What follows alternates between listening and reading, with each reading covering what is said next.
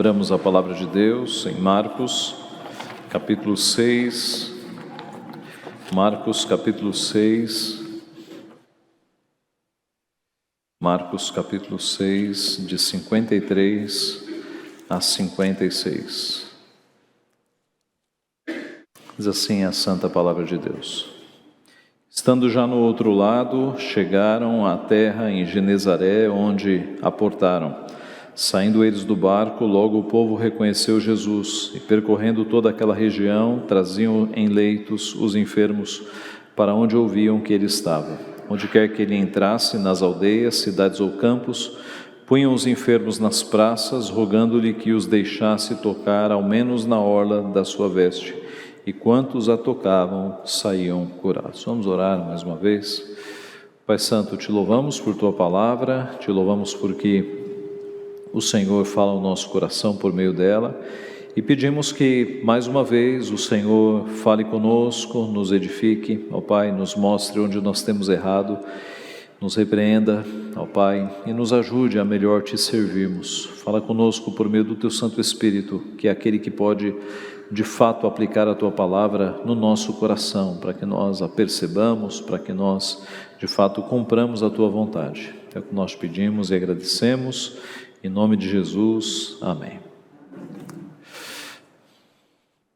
Irmãos, nessa semana, no caminho do aeroporto para casa, voltando da viagem, num transporte, conversando com o motorista falava sobre a sua família. Em determinado momento, ele reclamou de uma prima que havia se casado com um homem com muito dinheiro, e a prima havia se afastado da família, não se misturava mais com a parte pobre da família. Ele estava muito chateado com aquilo, e isso não é um caso difícil de nós encontrarmos, né? Talvez você conheça alguém que tenha progredido na vida, tenha ganhado muito dinheiro, e aí começa a se afastar das pessoas, começa a arrumar outras amizades, começa a se afastar da família. Isso acontece com certa frequência. Algumas pessoas fazem isso temendo receber pedidos de dinheiro, pedidos de ajuda da família, e outras pessoas fazem por puro orgulho mesmo, né? Se veem numa classe social maior e aí passam a entender que devem ter amizades em classes sociais maiores. Algumas acabam até se envergonhando das suas origens, né? Deixam de visitar a família no sertão, no interior, nos lugares mais pobres. Isso acontece bastante no nosso mundo. É triste quando isso acontece com cristãos, com pessoas que servem a Deus. Qual deveria ser o comportamento do cristão nesse sentido? Aliás, como agiu aquele que é o Senhor da glória, aquele que é o dono de toda a prata e de todo o ouro, quando ele esteve entre nós no seu ministério terreno?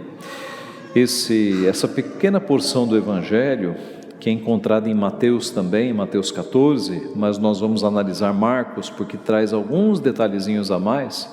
Nesta pequena porção, nós vemos como Jesus agia com as pessoas desprezadas, com as pessoas que eram por vezes objeto de repulsa daqueles que estavam sadios. O texto nos revela pelo menos 2 atributos e características de Cristo muito impressionantes. O primeiro é que Jesus era de fato acessível. Jesus era acessível, ele era próximo das pessoas. Nosso Senhor, depois de alimentar uma multidão, que Marcos registra um pouco atrás, depois de fazer aquela grande multiplicação de pães e peixes, e depois de andar por sobre as águas, ele chega em Genezaré. Genezaré era uma cidade pequena, mas muito agradável. Os historiadores relatam que o solo de Genezaré era muito fértil, então havia muita vegetação naquela região. Alguns historiadores dizem que era um pequeno paraíso a cidade de Genezaré. Era muito agradável, né? Muita vegetação, muitas árvores. E assim que Jesus desceu do barco com os discípulos, diz o texto que ele foi reconhecido pelos que estavam ali à beira do mar. A essa altura do ministério de Cristo, ele já estava bem conhecido, né? Ele já havia multiplicado pães, alimentado uma multidão, já havia curado muita gente, já havia ressuscitado mortos. Então, a fama de Jesus já havia se espalhado. E esses homens o reconheceram. Mateus registra no capítulo 14 que estes homens mandaram avisar toda a região que Jesus estava ali, na cidade deles. E a partir deste momento que nós vamos ver quem Jesus é. Será que Jesus vai se isolar? Será que Jesus vai evitar o populacho, vai evitar a população, como algumas estrelas da nossa época fazem? Vai se isolar num hotel para não ser incomodado? O que Jesus vai fazer a partir daqui? Como é que era Jesus? Ora, Jesus era acessível, Jesus era próximo, Jesus tratava justamente aqueles que eram discriminados com máxima cortesia e amor. No verso 55 do nosso texto nós lemos: percorrendo toda aquela região, traziam em leitos os enfermos, onde ouviam que ele estava. E o 56, onde quer que ele entrasse, nas aldeias, cidades ou campos, punham os enfermos nas praças, rogando-lhe que os deixasse tocar, ao menos na orla da sua veste. Então imagine a cena, Jesus entrando naquelas pequenas vilas, naqueles pequenos vilarejos, e as pessoas trazendo para fora os seus doentes, levando doentes para as praças, para que Jesus curasse essas pessoas. Podemos imaginar pessoas acamadas, pessoas com dores, pessoas cegas, pessoas com doenças contagiosas. Todos eles, diz o texto, levavam seus doentes para fora, levavam os doentes para a praça. E Jesus entrando ali, vila por vila, cidade por cidade e até nos campos. Irmãos, esse não era um trabalho agradável, para nenhum de nós acharia agradável. Lidar com pessoas doentes é uma tarefa difícil. Por vezes, quem lida muito tempo com pessoas doentes acaba precisando de algum tratamento emocional, é muito pesado. Se você receber uma visita, um hóspede na tua casa, dificilmente você vai dizer assim: vamos fazer um passeio, vamos no andar de hospital visitar internados. Isso não é passeio. Não era agradável, não era uma tarefa agradável cuidar de tantos doentes, como Jesus o fez aqui. Mas o nosso Senhor Jesus tinha um coração amoroso, um coração compassivo. A alegria de Cristo era fazer a vontade do seu Pai. A vida de Jesus era para servir. Ele não veio para ser servido, ele veio para servir, justamente para cuidar das pessoas e justamente para cuidar daqueles que mais careciam e mais precisavam. E aqui nós temos uma multidão de pessoas doentes precisando de cuidado do Senhor. Isaías, o profeta, 1000 anos antes, já havia profetizado que o Messias seria aquele que faria cegos enxergarem, coxos andarem, leprosos serem purificados, surdos ouvirem e pessoas ressuscitarem. Jesus era acessível, leprosos ficavam isolados. Nós vimos há alguns domingos atrás que quando Jesus se aproximou de um lugar, um leproso veio em direção a Jesus, e leprosos não se aproximavam das pessoas, mas os leprosos buscavam Jesus, e Jesus os tocava, e Jesus os curava. Pessoas com hemorragia também não podiam ser tocadas, mas Jesus as tocava e as curava. Cobradores de impostos, ladrões, prostitutas, pessoas que viviam à margem da sociedade, Jesus os acolhia, e aqueles que estavam arrependidos eram salvos pelo Senhor Jesus. Até nos seus últimos momentos, na cruz, ele salvou um bandido arrependido, e assim foi o seu ministério. Jesus era aquele que recebia todos e não discriminava ninguém, não rejeitava ninguém. E aliás, era e é, ele continua assim.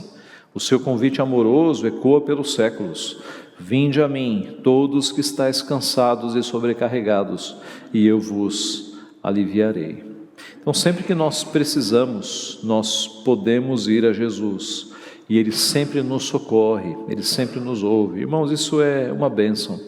Dificilmente você conseguiria uma audiência com o presidente da República. Tente. Dificilmente você vai conseguir. Mas com aquele que está acima de todos os presidentes, com aquele que é o Rei dos Reis, nós conseguimos uma audiência com Ele, rapidamente. Basta nós o buscarmos em oração. Que alto privilégio nós temos, meus irmãos. Aquele que está acima dos presidentes nos ouve, nós temos acesso a Ele, nós podemos contar a Ele todas as nossas necessidades, e Ele está lá nos ouvindo com paciência, palavra por palavra, e cuidando de nós. Isso é um alto privilégio. Nós não estamos sozinhos neste mundo, nós temos a quem recorrer, nós temos a quem clamar, nós temos a quem buscar socorro. Isso deve encher o nosso coração de alegria, de gratidão, e deve nos ensinar a sermos acessíveis também, a sermos pessoas que não discriminam, pessoas que estão prontas a ajudar quem aparecer no nosso caminho. Então, se você cresceu profissionalmente, ou se você ascender socialmente, continue com o coração humilde, continue tratando as pessoas da mesma forma, não se afaste da tua família, não esqueça suas origens, continue tratando bem a todos. Há pessoas que crescem um pouquinho socialmente e aí já não cumprimentam mais os funcionários do prédio, o porteiro, o pessoal da limpeza. Está cheio de gente assim, vocês sabem, né? Pessoas que se acham superiores aos outros. Que nós não sejamos assim, que nós tratemos a todos, independente de profissão, de posição social, até um morador de rua, independente do que seja. Meus irmãos, Deus olha dos céus e Ele não nos trata segundo a nossa conta bancária. Para Deus, todo ser humano tem o mesmo valor. Os seus filhos, Ele trata como filhos, mas Deus não faz uma hierarquia de esse aqui é morador de rua e esse aqui é empresário, vou tratar melhor o empresário. De jeito nenhum. Deus não olha para essas coisas. Deus não vê como vê o homem, Deus vê o coração. Deus vê o coração. Então, nós como discípulos de Cristo não podemos discriminar pessoas, devemos ter um coração humilde, tratar a todos com máxima honra, com máximo respeito. Ninguém é superior por causa de projeção social. Então, trate a todos com cortesia, com amor. Vamos imitar o nosso Senhor Jesus Cristo, que aqui, rodeado de pessoas doentes, rodeado de pessoas que nada poderiam dar algo a Ele em troca, e Ele curou a todos. O texto fala que Ele curou a todos. Todos que chegaram em Jesus foram curados. Devemos fazer o bem, sem esperar nada em troca das pessoas, como Cristo fazia de fato. Lembremos-nos do que nós demos no culto, no capítulo 2 de Tiago. Tiago falando exatamente isso. Quando entrar na sinagoga, que era a igreja ali, do Novo Testamento, um rico com anel de ouro no dedo, trajes luxuosos, não faça diferença entre este e alguém pobre que entre mal vestido na igreja. Não faça diferença. Trate os dois com a mesma honra,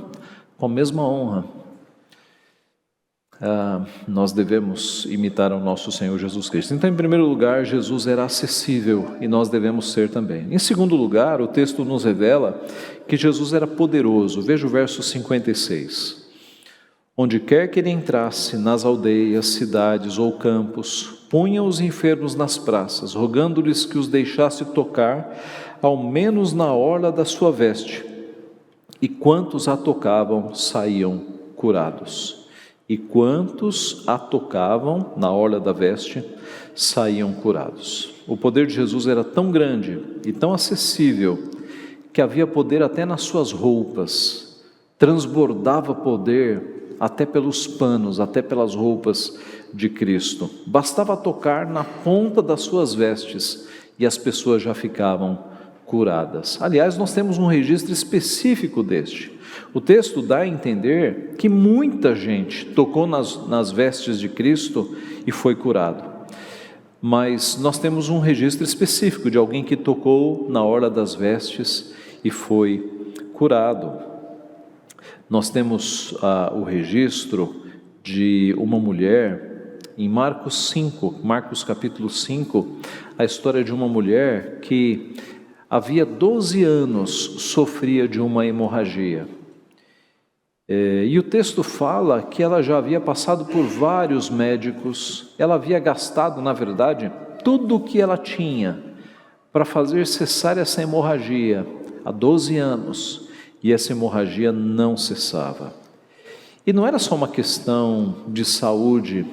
Alguém, naquela época, né, digamos, nas leis cerimoniais que regiam ainda até aqui, uma pessoa que tivesse com sangue, ela não podia ir ao templo. Então essa mulher estava 12 anos sem ir ao templo. Possivelmente ela estivesse até isolada, porque quem tocasse numa pessoa que tivesse com sangue também ficava impura cerimonialmente. Essa pessoa, essa mulher, ela estava sem vida religiosa, sem vida social, talvez até sem vida familiar. Há 12 anos. Todos os médicos, ninguém resolveu. Gastou todo o seu dinheiro, ninguém resolveu.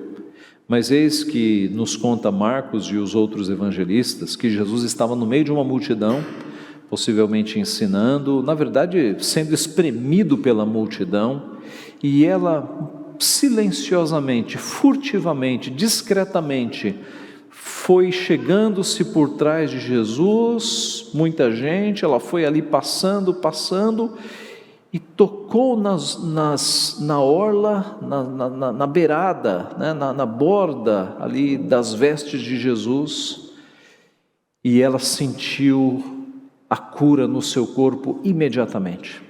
Ela sentiu que o fluxo de sangue cessou imediatamente, quando ela tocou na orla das vestes de Cristo. E Cristo sentiu que dele saiu o poder.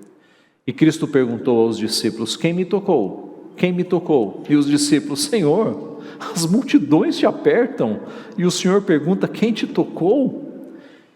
E Jesus diz: eu senti que saiu de mim poder. E ele ficou questionando a multidão, e diz o texto que a mulher, com medo, atemorizada, apareceu diante de Jesus e confessou que ela havia tocado. E Jesus a acolheu, como era de se esperar. Jesus disse a ela: filha, a tua fé te salvou. Vá em paz e fica livre do teu mal. Filha, a tua fé te salvou. Irmãos, este é o nosso Senhor Jesus, totalmente acessível, totalmente amável e poderoso. O seu poder emana, transborda até das suas vestes. Voltando para Genezaré, nós podemos imaginar esta multidão de enfermos e Jesus passando no meio delas e braços se estendendo e tocando nas suas vestes, e moribundos e enfermos e doentes sendo restaurados ali na hora e levantando das suas camas, cegos enxergando, coxos voltando a andar. Era a virtude, o poder passando no meio da doença e transbordando cura para todos os lados, e as pessoas sendo curadas e curadas e curadas. Este é o poder de Deus. De fato, era algo gigantesco, impressionante. Aliás, Cristo acalmou tempestades, transformou água em vinho, multiplicou pães e peixes, curou doentes de todo tipo de doença, cegos de nascimento, leprosos, coxos, libertou pessoas de demônios, ressuscitou mortos. Mas a maior demonstração de poder de Cristo não está nestas coisas. A maior demonstração do seu poder viria no final do seu ministério, quando ele venceu a própria morte. Morto há 3 dias, ele ressuscitou e venceu a morte. Esta é a grande manifestação e a manifestação final de poder, a vitória final sobre a morte. Paulo trabalha isso escrevendo aos Coríntios, capítulo 15, na primeira carta, dizendo: Cristo ressuscitou dentre os mortos, sendo Ele as primícias dos que dormem, visto que a morte veio por um homem, também por um homem veio a ressurreição dos mortos, porque assim como em Adão todos morrem, assim também todos serão vivificados em Cristo. Então, as curas físicas eram de fato impressionantes, mas muito mais impressionante é a cura espiritual, é o poder de Cristo sobre a morte. Muito mais impressionante é a conversão. Porque cura física, meus irmãos, dependendo da doença, o remédio faz, não é? Nós temos remédios que curam doenças. Agora, a cura do coração, a cura da alma, remédio nenhum resolve. Aí é Cristo. Cristo é o único que pode resolver e purificar e perdoar pecados. Aí é só com Cristo. Então, a cura maior, a cura mais profunda é a cura do coração, é a cura da alma. Essa remédio nenhum cura, tratamento nenhum resolve. É só Cristo, é nele que nós temos a cura mais profunda, a cura definitiva. Todos nós um dia morreremos e muito provavelmente de alguma doença, algum câncer, alguma coisa. Todos nós partiremos. Mas a cura mais profunda, essa vale para a eternidade. Essa é de fato a que nos dá a vida eterna. Morremos fisicamente para no segundo seguinte acordarmos espiritualmente na presença de Cristo, com a cura mais profunda, a cura da nossa alma. Essa nós temos em Cristo Jesus. Então esta é a vitória sobre a morte que Cristo nos deu. Concluindo, como nós falamos no começo, muitas pessoas crescem financeiramente, ascendem socialmente e ficam orgulhosas, ficam soberbas, desprezam os mais pobres. Nosso Senhor Jesus, o Rei dos Reis, o Senhor da Glória, sempre foi acessível, sempre andou com os humildes, sempre cuidou dos enfermos, sempre acolheu os discriminados, e nós não podemos ser diferentes. Nós, aliás, se Deus te der a possibilidade, a oportunidade de ter mais dinheiro, você deve usar isso para ajudar os pobres. Você deve usar isso para que o nome de Cristo seja glorificado. E alguns irmãos fazem isso, graças a Deus. Têm recursos e usam esses recursos para abençoar pessoas. E meus irmãos, na matemática divina, quando você ajuda uma pessoa, quando você reparte um pouco dos teus bens com uma pessoa, não é subtração, é multiplicação, porque Deus vai te dar mais para você ajudar mais pessoas, e nada vai faltar para você. Então, não segure as tuas posses e o teu dinheiro como que isso fosse o tesouro da tua vida. Distribua, e Deus vai te dar mais para você distribuir mais, e você vai ser um canal de bênçãos na mão do Senhor. Ele diz, mais bem-aventurado é dar do que receber. E quanto mais nós damos, mais nós temos, e mais nós multiplicamos. E nós somos usados por Deus para o alívio do sofrimento das pessoas. É uma bênção nós podermos ser usados por Deus para abençoar outras pessoas. O poder de Cristo continua acessível nos nossos dias. Quando nós passamos por dores, por aflições, por necessidades, é a Ele que nós clamamos, e Ele nos ouve, Ele nos atende. O seu plano é sempre perfeito, sempre perfeito. Nós podemos correr para Ele, e Ele nos ouve. E a cura maior nos é dada pela salvação que nós temos em Cristo Jesus. Louvado seja o seu nome, que Ele nos abençoe. Amém.